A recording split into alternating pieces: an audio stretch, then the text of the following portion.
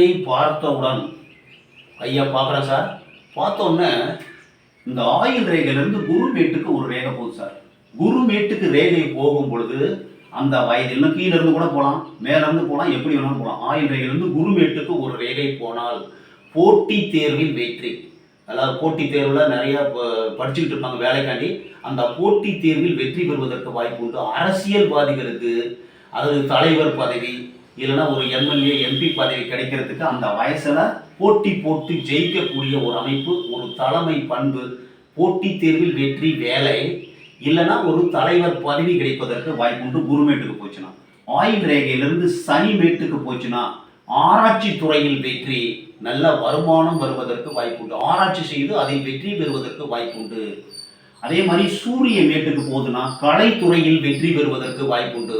சூரிய மேட்டில் போனால் கலை, பாட்டு, எழுத்து, இயக்கம்